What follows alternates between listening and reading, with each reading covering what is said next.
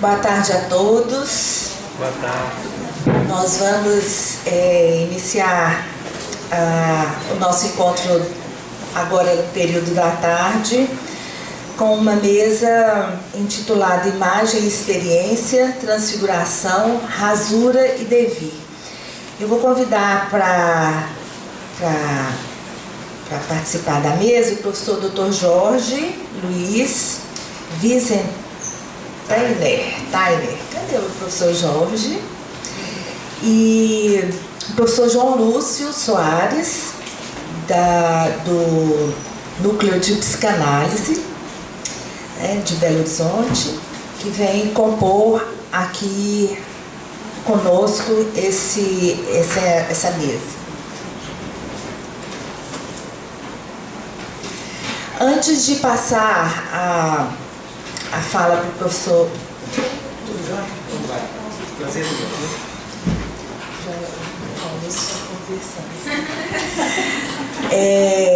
Eu queria agradecer muito ao Grupo Rasuras, na figura do professor Antônio Carlos Queiroz, pela iniciativa de estar aqui reunindo não só o seu grupo, mas pessoas de outras áreas, de outras componentes de outros grupos.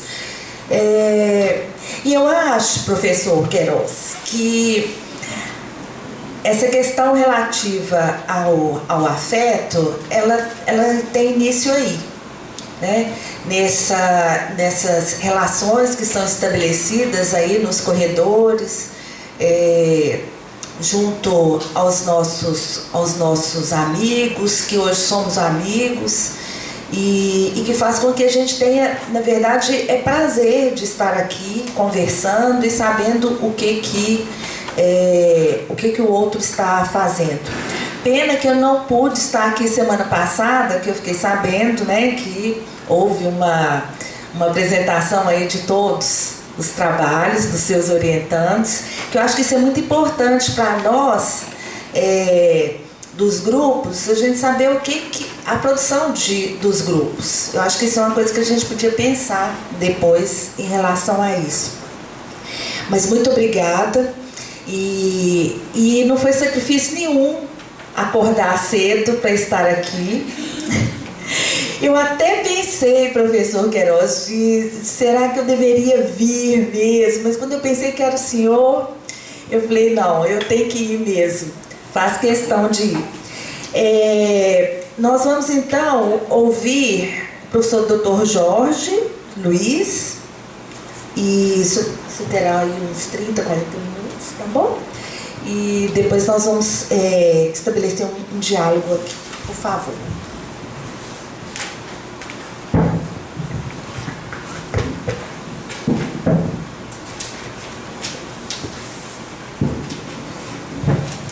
Bem, primeiro, boa tarde a todos. Queria, obviamente, começar agradecendo, em especial, como a professora Virgínia, o professor Carlos, em especial porque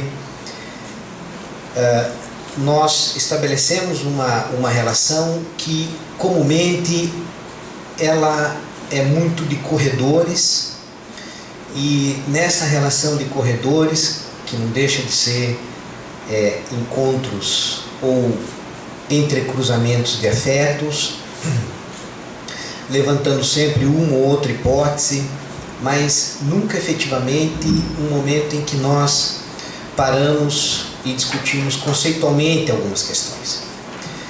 E quando o Carlos me enviou o convite, eu fiquei muito feliz, em especial porque não apenas o Carlos, mas o grupo, boa parte do grupo que trabalha com ele no Rasuras, eu tenho algum contato, por isso não apenas é uma ocasião de debater conceitualmente algumas questões, tanto no âmbito da filosofia, da geografia, enfim, mas também a ocasião mais adequada para encontrar outros amigos.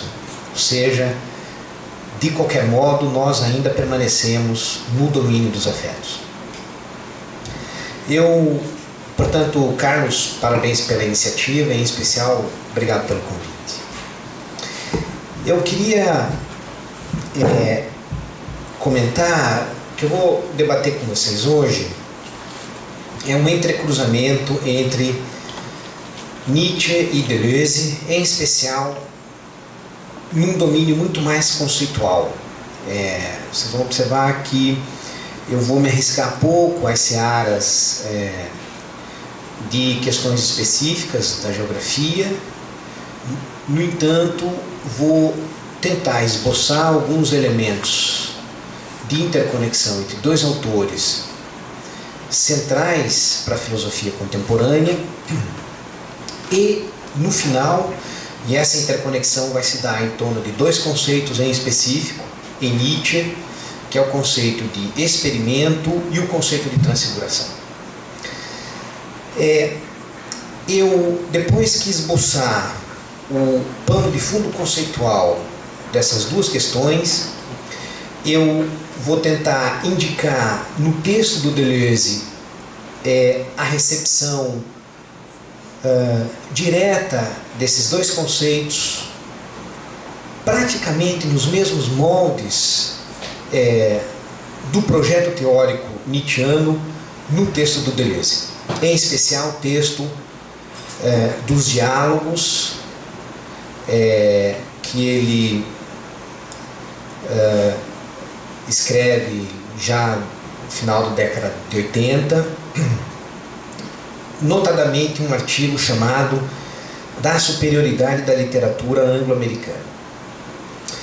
Eu finalizo essa questão com um pano de ou tentando esboçar um pano de fundo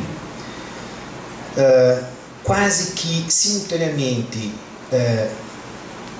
médico e terapêutico, porque o Nietzsche assim se intitulava, não apenas como médico da cultura, mas como vocês vão observar, o programa teórico que eu vou desenvolver indica um Nietzsche que não apenas é o médico da cultura, mas é simultaneamente aquele que diagnostica algumas condições da cultura e simultaneamente realiza em si mesmo esse processo terapêutico. De modo que, para estabelecer a conexão com o João, eu tento indicar nesse programa, talvez, pelo menos algumas das minhas capitais daquilo que o Deleuze chamou de esquizoanálise. Espero fazer isso entre 30 e 40 minutos. Se não conseguir, eu prometo não deixar passar algumas questões do nosso debate. Veja, eu me detenho agora em um conjunto de textos específicos do Nietzsche para tratar do conceito de experimento e de transfiguração. A saber, os prefácios que o Nietzsche publica em 1886, retrospectivamente às suas obras anteriores. Não sei se vocês sabem, mas em 86 o Nietzsche acrescenta, em especial, aos textos de O Nascimento da Tragédia, os 2 volumes de Humano Demasiado Humano e a Gaia Ciência, alguns prefácios retrospectivos. Esses prefácios de 1886, eles são essencialmente autobiográficos, mas não apenas autobiográficos, quer dizer, eles não se resumem a uma mera narrativa de si mesmos, mas, sobretudo, o Nietzsche realiza, e essa é a hipótese primeira que eu lanço, o Nietzsche realiza nesses textos de 1886 o programa de realização crítica que ele desenvolve aos assim denominados espíritos livres. Espírito livre é uma expressão que o Nietzsche cunha em 8 em especial, 77, desde 76, 77, a propósito da edição e preparação do texto de Humano Demasiado Humano, em especial um ano ou um período em que o Nietzsche passa por dois grandes dramas em que de alguma maneira ele deixa registrado nesses prefácios de 86. Portanto, em torno de 10 anos depois, que são dois grandes dramas, a doença e a solidão. Observe que o Nietzsche não tem uma linguagem moralizada.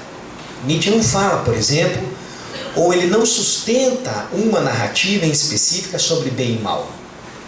Ao contrário, ao invés de falar em bem e mal, ele constrói uma narrativa ou uma estratégia argumentativa que está muito mais no domínio do afeto, portanto, muito mais no domínio físico-psicológico e não apenas moral em específico, de modo a substituir conceitos caríssimos da tradição filosófica como bem e mal para conceitos como saúde e doença. É muito comum ou muito frequente o Nietzsche construir relações morais não a partir do torvelinho do ajuizamento, ou seja, isto é bom, isto é mal, mas sobretudo a partir do domínio físico-psíquico, no rigoroso sentido de dizer isso é saudável, isso é doente. Mas para que a gente não estabeleça uma relação ou uma linha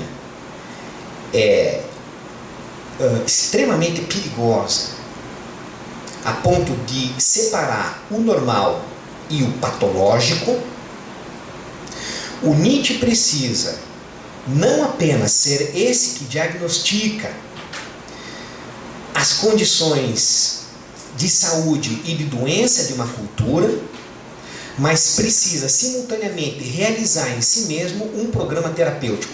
Isso significa que o Nietzsche realiza em si próprio, por meio desses dois dramas que ele passa a viver depois de 1876 e 1877, aquilo ou o programa de uma filosofia destinada aos espíritos livres.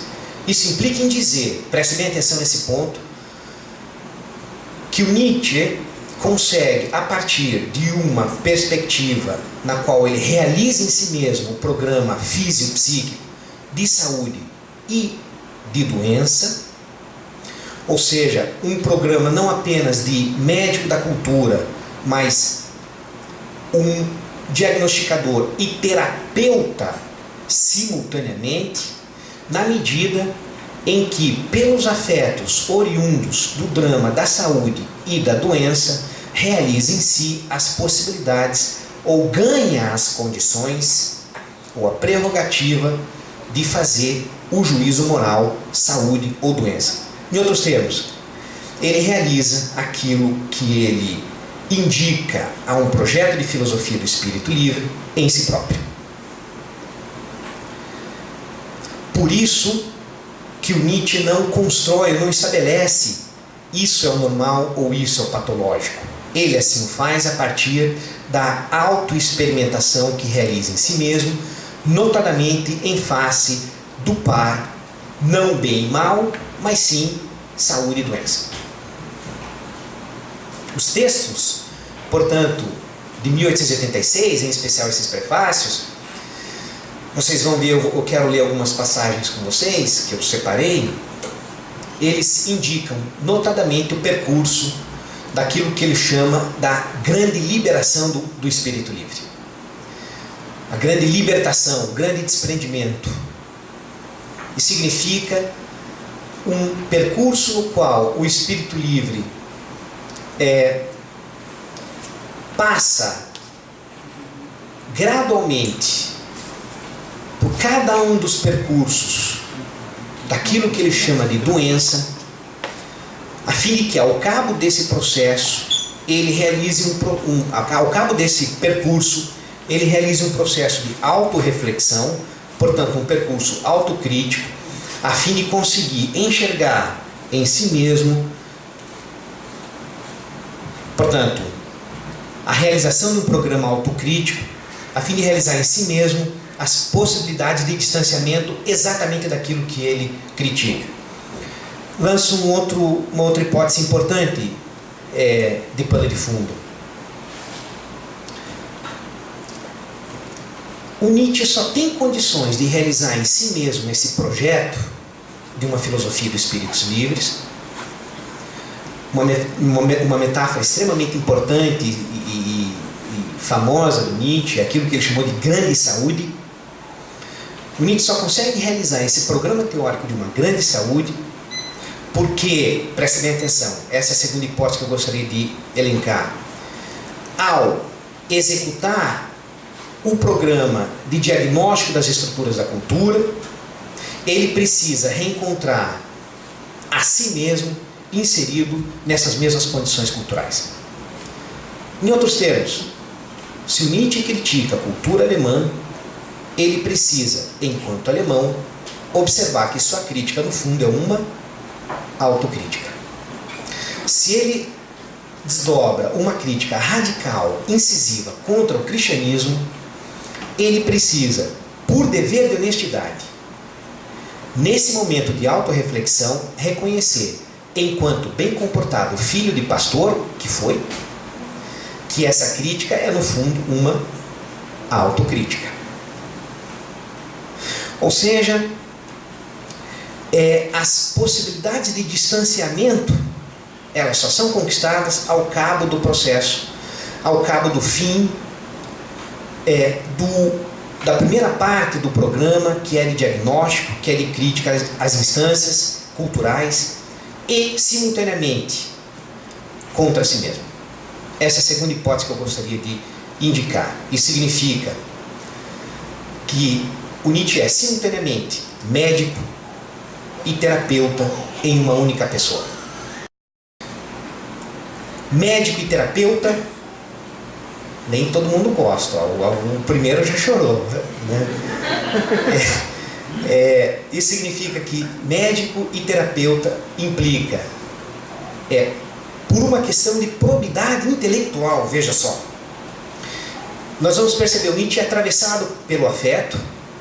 Eu vou ler os textos, mas, sobretudo, ele só tem condições de realizar o ato de autocrítica porque precisa reconhecer-se inserido nesse mesmo processo. E isso implica, esse momento de autorreflexão é, propriamente dito, um momento de distanciamento, um momento em que eu consigo enxergar aquilo que havia se tornado sedimentado, ou, para emprestar a linguagem deleuziana, excessivamente territorializado por meio de crenças injustificadas. Como é que eu trago para fora? Como é que eu consigo traçar uma linha? Como eu consigo fazer fugir certas estruturas identitárias ou territorializadas no interior de alguém, no interior do indivíduo qualquer? Na medida em que eu preciso me reconhecer médico e terapeuta em uma única pessoa. Está claro o processo de autorreflexão, o processo de autorreferencialidade? Bom, eu queria, para isso, ler algumas passagens, em especial nas quais o Nietzsche conta a história desse espírito livre, que no fundo não deixa de ser subrepticiamente uma construção da sua própria subjetividade, ou seja, subjetividade como exercício autonarrativo, porque ao mesmo tempo em que o Nietzsche escreve sobre o projeto de uma filosofia para espíritos livres, ele está escrevendo para ou sobre si mesmo, embora ele não diga eu, mas não deixa de ser, ao mesmo tempo, um projeto de construção de subjetividade enquanto exercício autonarrativo. Eu gostaria de ler um trecho em especial agora, justamente do prefácio do Humano, em que pela primeira vez o Nietzsche passa a esboçar esse programa de saúde e doença em torno daquilo que ele chama de grande liberação. Eu cito Nietzsche. Desse isolamento doentio, do deserto desses anos de experimento, é ainda longo caminho até a enorme e transbordante certeza e saúde que não pode dispensar a própria doença. Veja, que não pode dispensar a própria doença. Até a madura liberdade do espírito, que também é autodomínio e disciplina do coração, e permite o acesso a modos de pensar numerosos e contrários. Até a amplidão e refinamento interior que vem da abundância, que exclui o perigo de que o espírito livre se perca e se apaixone pelos próprios caminhos e fique inebriado em algum canto, até o excesso de forças plásticas, curativas, reconstrutoras, que é precisamente a marca da grande saúde, o excesso que dá ao espírito livre o perigoso privilégio de poder viver por experiência, o privilégio de mestre do espírito livre. Esse é o programa de uma filosofia destinada a espíritos livres. Veja, gente, eu estou chamando a atenção a isso porque o Nietzsche, em 76, 77, que é em torno de quando escreve Um Ano Demasiado Humano, ele passa justamente um período de intensa convalescença, em especial em torno desses dois dramas: saúde, há doenças. A gente sabe que o Nietzsche era completamente doentio, passou a vida inteira nas piores mazelas físicas que a gente pode imaginar, tanto da doença quanto da solidão. Chama atenção a passagem, em especial em virtude do vocabulário terapêutico. Ele não é apenas crítico. Quer dizer, ele não é apenas um vocabulário ou uma narrativa que constrói as condições e diagnósticos da cultura, mas sim simultaneamente, eu estou frisando esse simultaneamente porque ele é um processo autorreferencial, ele é simultaneamente também reconstrutor, excesso de forças plásticas curativas, reconstrutoras. Ou seja, repito, se Nietzsche faz uma crítica aos alemães, ele faz simultaneamente uma crítica contra si mesmo enquanto alemão. Se nós falamos essa sala se constitui de pessoas, não, isso é mentira o que eu vou falar, mas se essa sala se constitui de pessoas feias, sem dúvida que isso é uma mentira, eu que emito o juízo tenho de reconhecer simultaneamente, por dever de honestidade, que beleza não é uma qualidade minha. Isso é o que se chama de um argumento autorreferencial, e por isso, simultaneamente, as construções do diagnóstico da cultura e, simultaneamente, das forças reconstrutivas. O que subjaz a esse projeto de uma filosofia para espíritos livres é justamente as condições para a autocrítica. Ou seja, quanto mais convalescente ou quanto maior a radicalidade da convalescença, portanto, quanto maior eu sou violentado, para emprestar mais uma expressão deleuziana, quanto mais eu sou violentado por forças do exterior, por forças do fora, portanto, quanto maior é o entrecruzamento de afeto, maior é a força da construção de condições autocríticas. Pensar em Deleuze só é possível por meio da violência. Ninguém, absolutamente ninguém, em Deleuze amanhece sábado de manhã, senta em seu escritório e pensa. Tem de alguma maneira de ser violentado. Pensar em Deleuze é pensar por violência. Pode até ter que ser, olha, eu tenho que terminar de escrever minha dissertação, minha tese. Isso já é uma violência.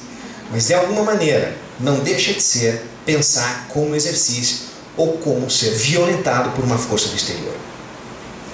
Por isso que quanto maior a força do afeto, que no caso do Nietzsche é o padecimento, a via do padecimento dos dois dramas de doença e da solidão, quanto maior a violência desse afeto, maior a violência autocrítica.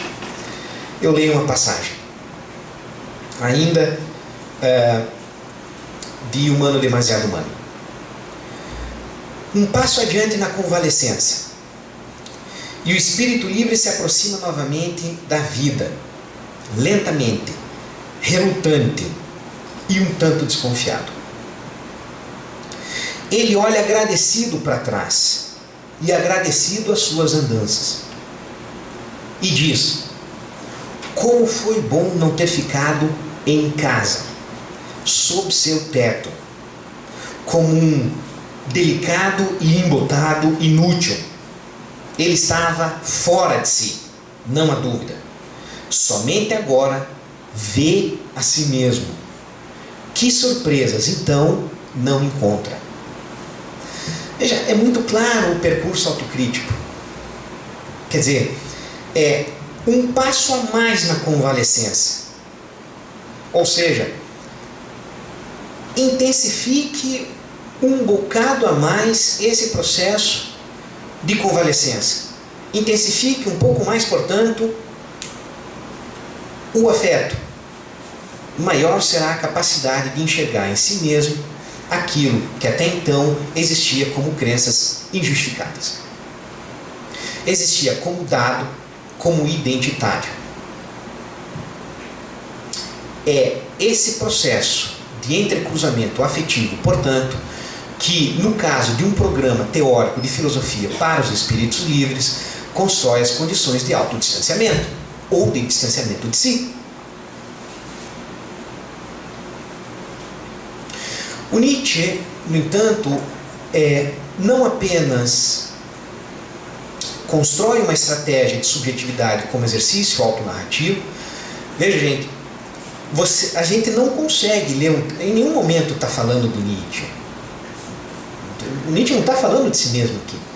O Nietzsche está fazendo um programa de filosofia para espíritos livres. A expressão já é um tanto que curiosa. Mas observe, e aí eu levanto essa questão para debater. Quer dizer, pensar o conceito de subjetividade em Nietzsche é também pensá-lo a partir de um exercício autonarrativo. Semestre passado, um parênteses muito rápido, eu dei um curso na pós e eu terminei mencionando um texto recém-publicado da Butler, narrar a si mesmo. Trata-se do mesmo percurso, trata-se da mesma possibilidade de construção subjetiva como autonarrativa. Veja, intensificando parênteses, nós temos um conceito de subjetividade hoje muito claro, nesses moldes de autonarrativa. Nós não escrevemos um prefácio em 1886 como Nietzsche, ou não escrevemos um livro intitulado Ex Homo, cujo subtítulo é Como Alguém se Torna o que se é. Numa espécie de exercício autonarrativo em que, simultaneamente, ao narrar um procedimento que não é essencialmente autobiográfico, é por meio de uma série de performances e autoencenação, eu também construo um conceito de subjetividade. Nós, ao narrarmos a nós mesmos via redes sociais, também, por meio da narrativa, construímos uma subjetividade. O Nietzsche escreveu Ex Homo. Isso implica que não apenas ele vivencia ou padece desses dois afetos, saúde, doença e solidão, como inclusive reconfigura esse processo inteiro chamando precisamente de filosofia experimental. Isso é um momento em que nós, aos poucos, deslocamos do âmbito autonarrativo, do âmbito afetivo, para o âmbito sistemático, portanto, para o âmbito filosófico, registrado em Nietzsche sob a rubrica de experimento. Eu cito um trecho agora de A Gaia Ciência. Para um psicólogo, poucas questões são tão atraentes como a da relação entre filosofia e saúde. E, no caso de ele próprio ficar doente, levará toda a sua curiosidade científica para a doença. Mas naquele outro caso, em que as crises fazem filosofia, como em todos os pensadores doentes, e talvez os pensadores doentes predominem na história da filosofia, que virá a ser do pensamento mesmo, que é submetido à pressão da doença? Eis a questão que interessa aos psicólogos. E aqui o experimento é possível. Veja, aos poucos o Nietzsche não narra a si mesmo apenas, mas ao narrar ou ao construir um programa filosófico que tem como substrato fundamental um entrecruzamento de afeto, precisa simultaneamente, ou constrói simultaneamente, as construções ou as possibilidades clínicas, as possibilidades terapêuticas.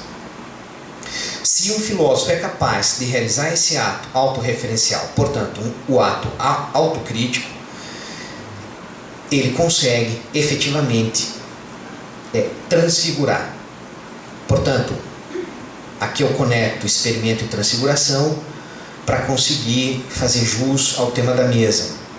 Isso implica que só ao cabo ou ao final de um processo de autognose, portanto, um processo autocrítico, em que eu sou médico e terapeuta em uma única pessoa, eu consigo efetivamente, não apenas no distanciamento, mas sobretudo transfigurar efetivamente isso que é afeto. Bom, eu leio um trecho também da Gaia Ciência.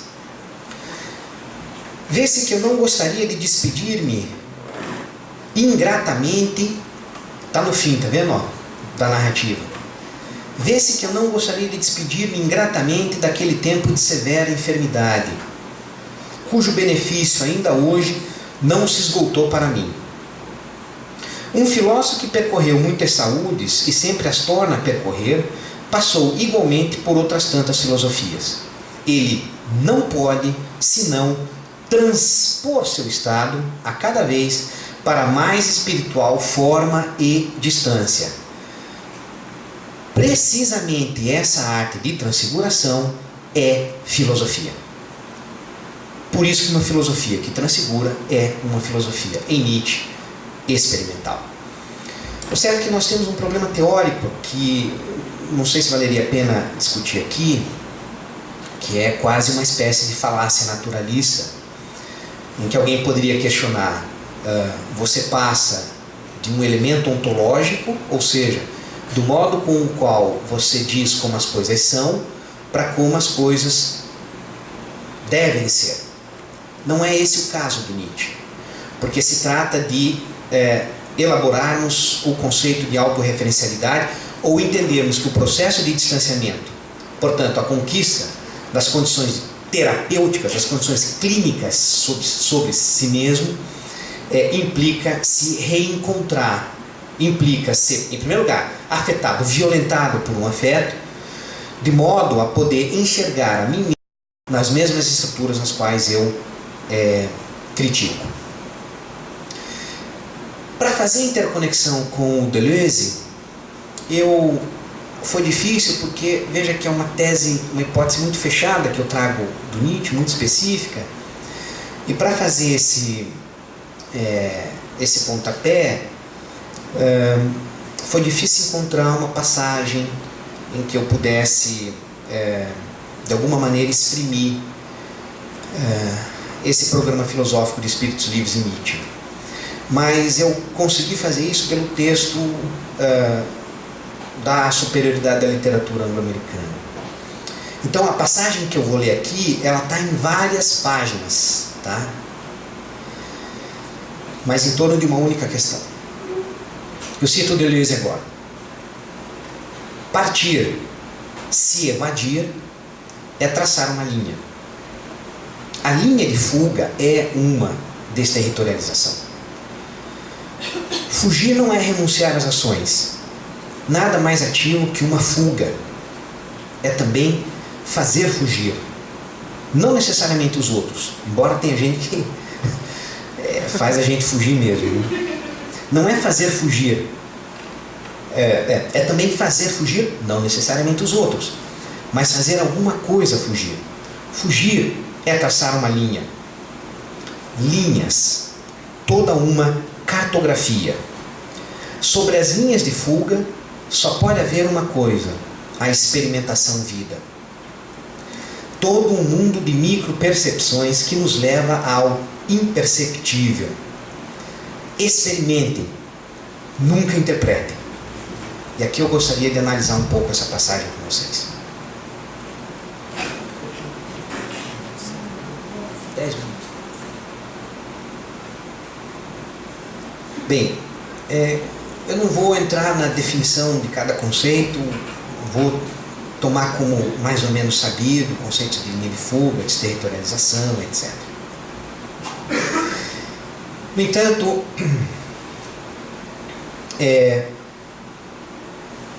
observe a passagem.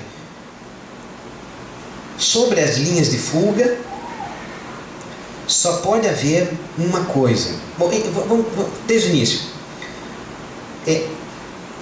Uma linha de fuga nunca é uma linha apenas.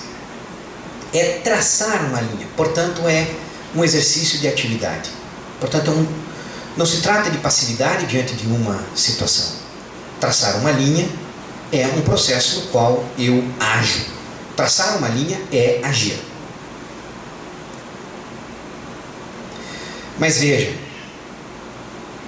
isso implica que traçar uma linha não basta apenas que eu seja violentado por essa força exterior. Não basta apenas o encontro de afetos. Você pode... Coisas te afetam, coisas não me afetam. E um parêntese muito rápido, para fazer a conexão do Deleuze-Spinoza e a gente entender com uma certa correção conceitual esse casamento afeto e linha de fuga. Veja, afeto significa ser afetado porque sou simpático, a palavra simpatia de patos mesmo, sou simpático a determinadas situações. Isso implica que se você não me afeta, isso que você faz, para isso que você faz eu não tenho olhos. Nós já sempre temos de estar de alguma maneira constituídos psiquicamente para que diante de algo possa ser afetado com tais e tais intensidades. Por isso tem afetos que não dizem nada a você. E quais são os afetos que não dizem nada a você? Os óbvios, os idênticos. Eu vou fechar com um exemplo para traçar um programa geral de esquizoanálise. Os óbvios, os idênticos. O que é óbvio não te afeta.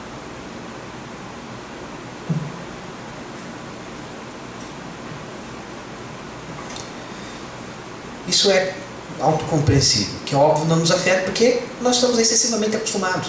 É justamente isso que se tornou identitário dentro de mim, nossas crenças injustificadas.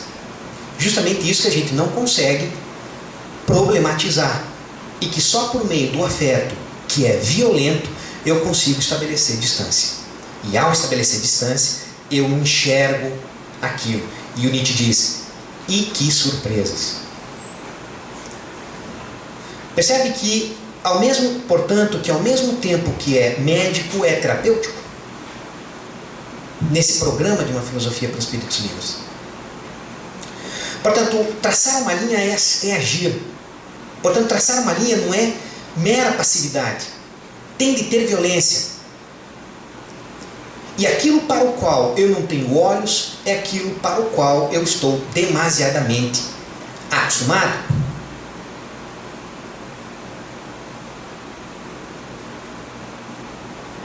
A gente só entende aquilo que está preparado para compreender.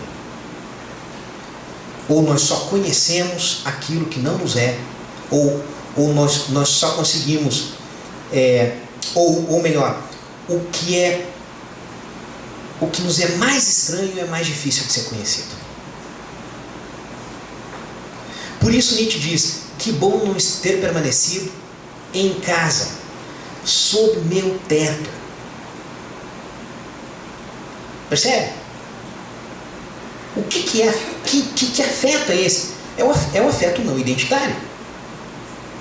Permanecer em casa, sob seu teto. Não vou entrar aqui na polissemia das possibilidades de entender essas duas metáforas. E que bom não ter permanecido em casa, sob seu teto.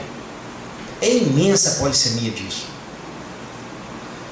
É exatamente esse afeto do qual não me é óbvio, e por isso mesmo, dada a sua violência, passo a ter olhos para ele. Senão me é tudo em casa, senão ainda me é tudo efetivamente ou demasiadamente familiar. Primeiro, traçar uma linha é agir. E traçar uma linha pressupõe ter sido violentado por esse afeto. E é importante a gente ter em mente que tipo de afeto é esse. Não são os afetos que da simpatia nos são os óbvios, os idênticos. Chama atenção para um outro elemento. Sobre as linhas de fuga, só pode haver uma coisa: a experimentação vida. Acabei de dizer, nós não conseguimos isso levantando sábado de manhã, sentando em seu escritório, fazendo posição de pensador, e agora eu vou. Não é assim.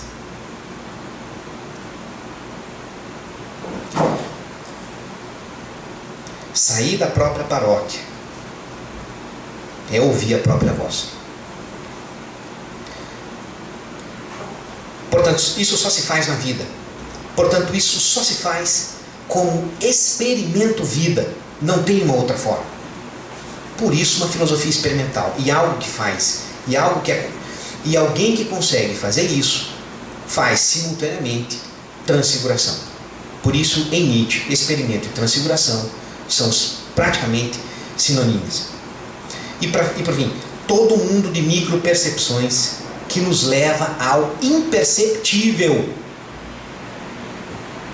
O que é isso que é imperceptível? Isso que é demasiado identitário. Isso que se tornou, pelo efeito de forças não racionais, portanto, pelo efeito da história, pelo efeito dos entrecruzamentos, enraizados. Aquilo que na filosofia nós chamamos das nossas crenças não justificadas. Esse programa teórico de traçar uma linha de fuga, ou, em outros termos, o programa teórico na filosofia para espíritos livres, toca naquilo que é imperceptível. Porque demasiado óbvio. Ao tocar, realiza o ato de autognose. Ao tocar, realiza o ato de distanciamento. Ao tocar, ou sermos tangenciados por essa experimentação vida, aquilo que era dado se torna problematizado. Por isso é médico e terapêutico simultaneamente. E aí a tese central do Deleuze, que ele finaliza a passagem: experimentem, nunca interpretem. Em primeiro lugar, por isso filosofia é absoluto engajamento. Em primeiro, nós sistematizamos depois, como eu estou fazendo agora. mas nós precisamos estar na vida. Esse é o ponto central. Vou fechar com uma única experimento, com um único exemplo, e finalizo.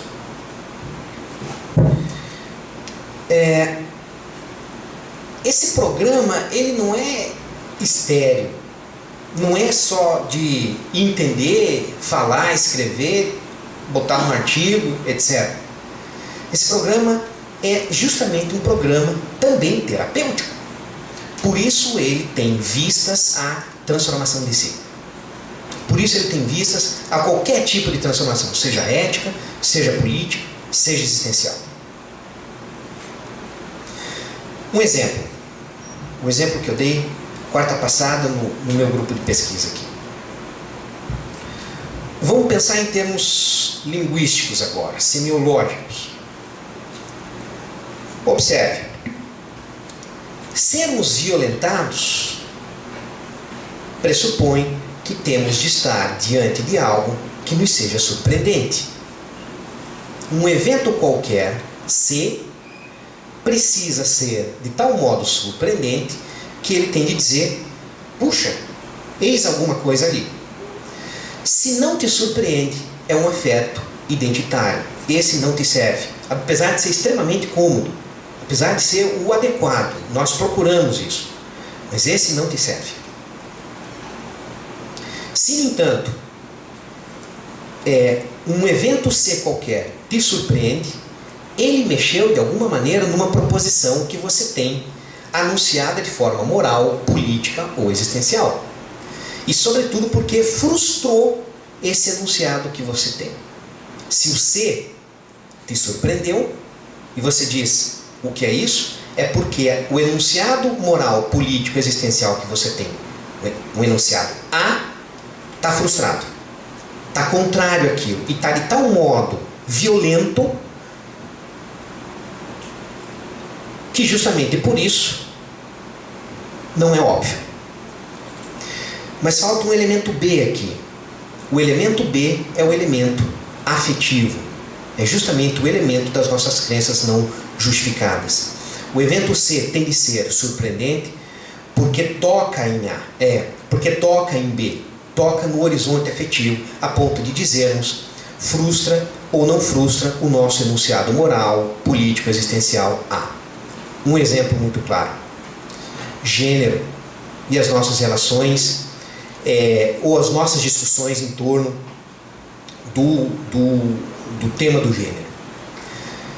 Digamos que você esteja numa situação e vê duas mulheres se beijando ou dois homens se beijando. Se ele não te fala nada, se aquilo se não te surpreende, o afeto A ou o afeto B não é tangenciado, não é tocado. Isso significa que corresponde ao teu enunciado moral, político, religioso A, que diz: homens se beijam entre si e mulheres se beijam entre si. Por isso o C não te surpreende. Se C te surpreende, ao contrário, é porque você foi criado num processo, num determinado contexto, cujos efeitos não racionais atuam sobre nós a ponto de produzir isso que é imperceptível, isso que se chama crenças não justificadas.